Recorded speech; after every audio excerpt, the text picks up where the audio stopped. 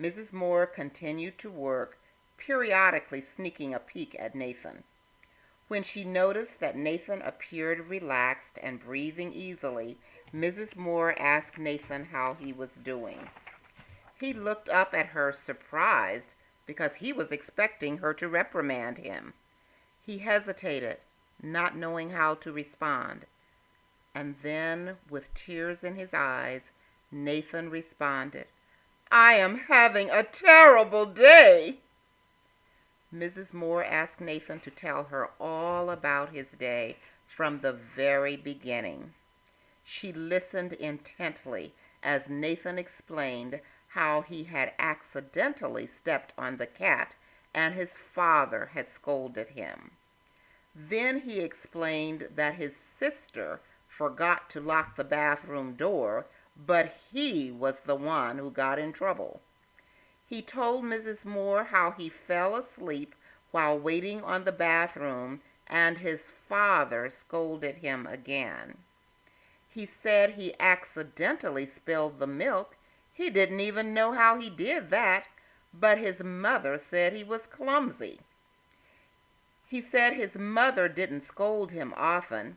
He guessed she was just acting like everybody else today. He told Mrs. Moore how George was taunting him at the bus stop and he accidentally bumped into Jessica. He wasn't trying to hurt her. He said the bus driver didn't even ask what happened. And nobody said anything to George, who was always bullying. When the bus arrived at school, Mrs. Jones marched him into the principal's office. Yes, Nathan was having a terrible day. Nathan asked if he could just go home and not come back.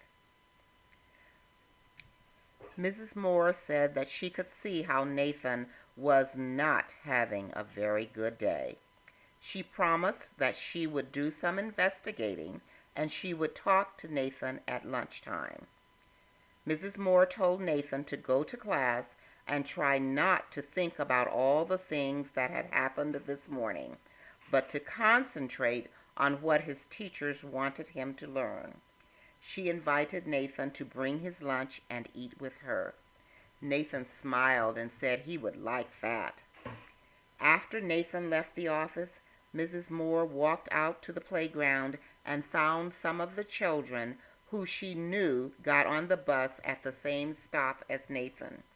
She casually asked them how they were doing and if anything had happened at the bus stop this morning. The children reported the incident exactly as Nathan had. She walked around the playground and spotted George. She asked George how he was doing and talked to him about how school was going for him. She learned that George was having a few problems both at school and at home. She finally asked him about the incident at the bus stop this morning.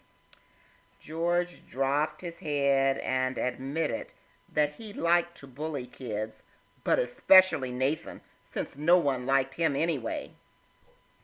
Once school started, Mrs. Moore got in her car and drove to the trailer park. She walked up to Nathan's trailer and knocked. Mrs. Green opened the door, surprised to see the school principal. Mrs. Moore asked if she could come in and talk to Mrs. Green and her husband. Mrs. Green invited Mrs. Moore in and offered her a cup of coffee. Then the three of them sat at the kitchen table. After a few minutes of small talk about the weather and the economy, Mrs. Moore explained that she was concerned about Nathan and his self-esteem. She said that she was aware that he was a big boy and somewhat awkward.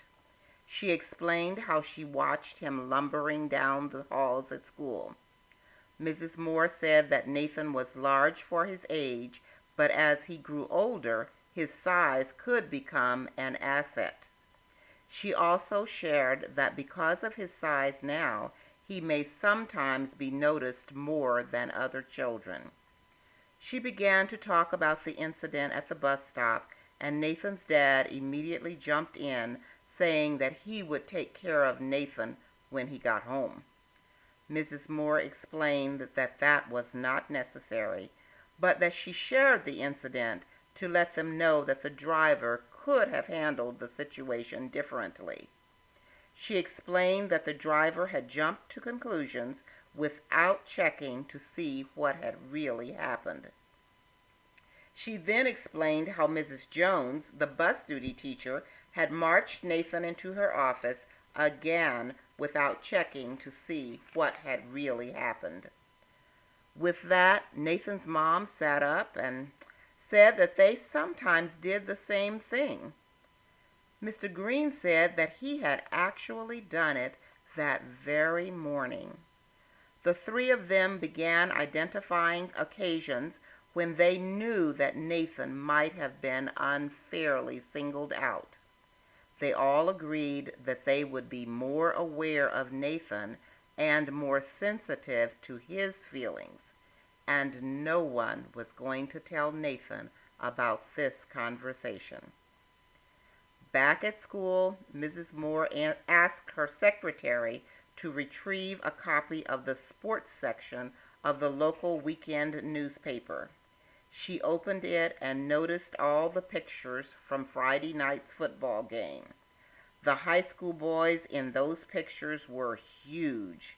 She just left the paper on her table where she knew Nathan couldn't miss it. When Nathan came for lunch, Mrs. Moore asked how his morning had been. Nathan surprised himself when he reported that he had had a good morning.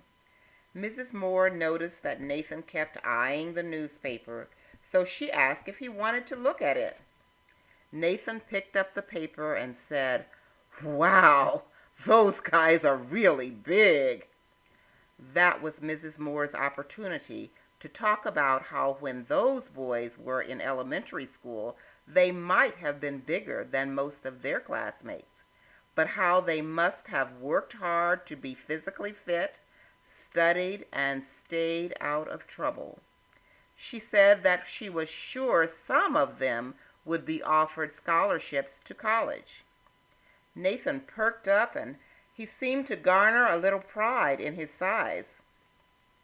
Mrs. Moore explained that people come in different sizes, shapes, colors, speak different languages, and live in all kinds of neighborhoods. She said people are just different. She talked about how she wasn't very popular herself when she was in school and how her family was very poor. She told Nathan how she loved to read, so she read a lot and found that by reading she could imagine herself in many different places. She shared how she studied and got a scholarship when she finished high school.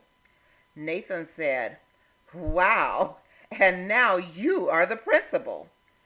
Mrs. Moore looked at Nathan and said, "Yes, I am." At the next staff meeting, Mrs. Moore said that she wanted to tell her staff a story. She began by telling of a young boy who lived in a trailer park. He was large for his age and not very well coordinated.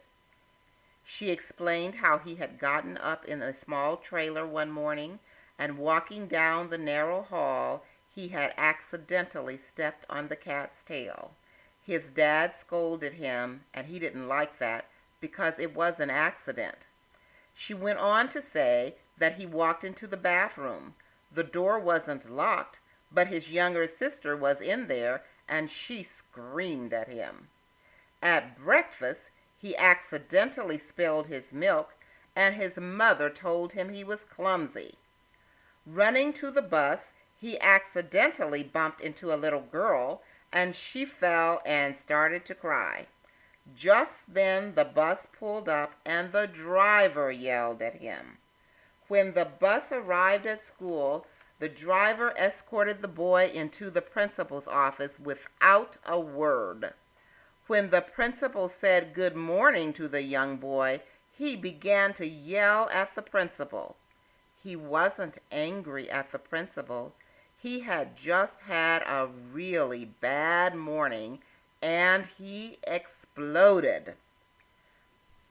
The teachers began to discuss how easy it is to single out children who are different because of their size, the way they look, the color of their skin, or the language they speak. They began to share ways that they could be more sensitive and how they could help their students to be more sensitive. You could tell that the teachers were thinking about how they saw their students, and some may have even been thinking about Nathan. A month later, Mrs. Moore called Nathan to her office. She asked him how things were going, and Nathan said, "You know what, Mrs. Moore? Since our talk, things are going so much better." "Thank you, Mrs. Moore. Thank you for talking to me. You helped me a lot. I am doing better. I am not getting into trouble so much at home or at school."